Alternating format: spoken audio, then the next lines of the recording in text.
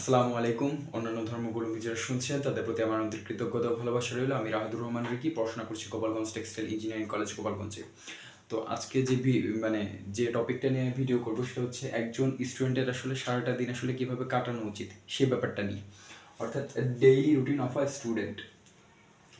তো যেভাবে তোমরা যারা শিক্ষার্থী রয়েছো, তোমরা তোমাদের যে দৈনন্দিন যে রুটিনটা, সেই রুটিনটা তোমরা তিনটা বিষয়কে ভিত্তির উপর তৈরি করবে, বা এই তিনটা বিষয়ের উপর ভিত্তি করে মেনে চলবে তোমাদের ডেইলি রুটিন। একটা হচ্ছে তোমার প্রেয়ার টাইম, 2 নম্বর হচ্ছে তোমার স্টাডি টাইম, আর 3 নম্বর হচ্ছে ফ্রি টাইম। এই তিনটা ভাগে ভাগ করে তোমাদেরকে কাজ করতে হবে।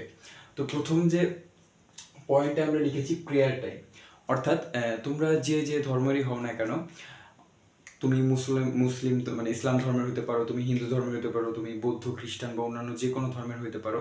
মেন কথা কি, আমাদের একজন সৃষ্টিকর্তা আছে যিনি আমাদেরকে সৃষ্টি করেছেন, এবং এখন আমরা আছি, এবং আফটার সামটাইমস মানে কিছুদিন পর বা যত সময় পর গড়াবে, আমরা একসময় তার কাছে চলে যাব।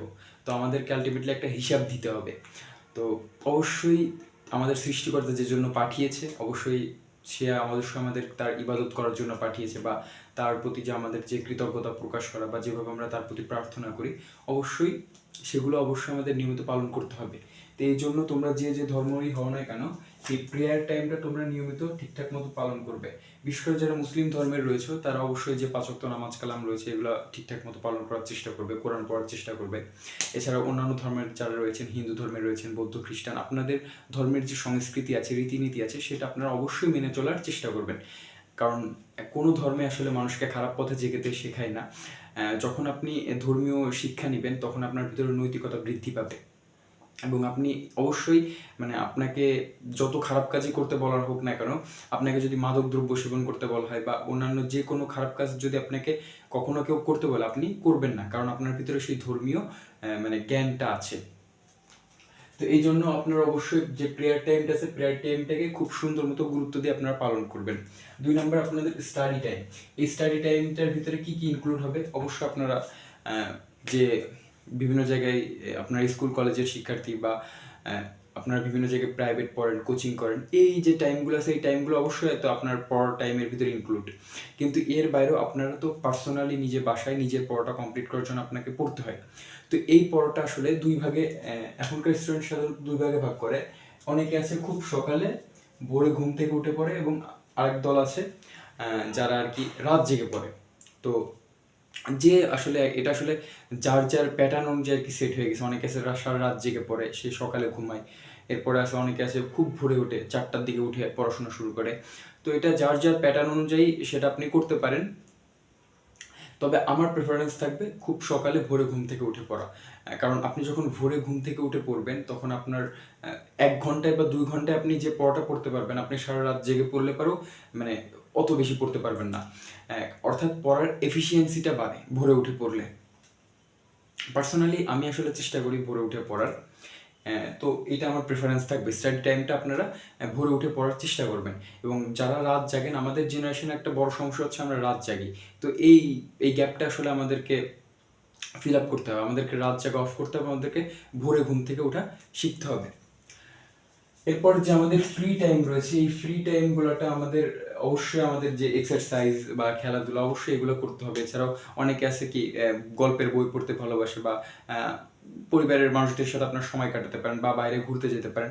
অবশ্যই ফ্রি টাইমটাকে আপনার সুন্দর মতো করে এনজয় করতে হবে, কারণ পড়াশোনা যদি একটানা করতে থাকেন তাহলে আপনার ভিতরে একঘেয়েমিতা চলে আসবে। তো এই একঘেয়েমি কাটানোর জন্য আপনি অবশ্যই যে ফ্রি টাইমগুলো আছে এগুলো আপনাকে মানে করতে হবে, যে ফ্রি টাইমটা খুব সুন্দর মতো আপনি ইউজ করবেন, যেন আপনার যে একঘেয়েমিতা আছে একঘেয়েমিতাগুলো কেটে যায় এবং আপনি খুব রিল্যাক্স ফিল করেন। এবং যখন আপনি ফ্রি টাইমে খেলাধুলা বা আপনার যে কাজটা করতে ভালো লাগে সেটা আপনি করে আসার পর যখন আপনি আবার পুনরায় পড়তে বসবেন, দেখবেন আপনার কনসেন্ট্রেট অনেক বেড়ে গেছে, আপনি আগের থেকে আরও অনেক ভালো করতেছেন। তো এই বিষয়গুলোর উপর ভিত্তি করে একজন স্টুডেন্ট আপনি আপনার রুটিনটা সাজাবেন। এবং এর ভিতরে আপনার অবশ্যই, যেমন আমি যদি একটা সুন্দর করে একটা এক্সাম্পল দিই, যেমন আপনি যদি ধরেন 4টার দিকে ঘুম থেকে ওঠেন, 4টার দিকে ঘুম থেকে ওঠার পর আপনি তাহাজ্জুদের সালাত আদায় করলেন, এরপর 2 রাকাত নামাজ পড়ে আপনি 1 থেকে 1.5 ঘন্টা পড়লেন, পড়ার পরে আপনি ফজরের সালাত আদায় করে আরও 1 থেকে 1.5 ঘন্টা পড়লেন, পড়াশোনা করার পরে আপনি দেন আপনার যদি স্কুল কলেজ থাকে স্কুল কলেজে গেলেন বা প্রাইভেট পড়লেন, তো আসার পরে দুপুরে রস হলো, জোহরের নামাজ পড়লেন, খাওয়া দাওয়া করলেন, রেস্ট নিলেন, বিকেলে একটু খেলাধুলা করলেন, সন্ধ্যায় একটু পড়লেন, দেন রাত 10টার ভিতরে ঘুমায় যাবেন। তো আরেকটা মোস্ট ইম্পর্টেন্ট যেটা হচ্ছে আপনারা রাত 10টার ভিতরে ঘুমানোটা ইনশিওর করবেন, কারণ রাত 10টা থেকে 2টা এই যে 4 ঘন্টা যে প্রপার যে ঘুমটা, এই 4 ঘন্টা সময় এর ভিতরে আপনি যদি ঘুমান আপনার প্রপার একটা ঘুম হবে, এটা হচ্ছে প্রপার স্লিপিং টাইম।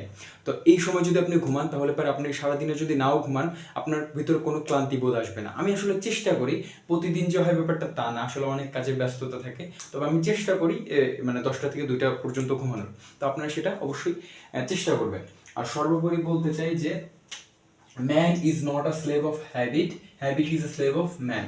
অর্থাৎ মানুষ কি অভ্যাসের দাস নয়, অভ্যাস হচ্ছে মানুষের দাস। আপনি যেটা করবেন সেটা আপনার অভ্যাসে পরিণত হবে, অভ্যাস আপনাকে কখনো পরিচালনা করে না।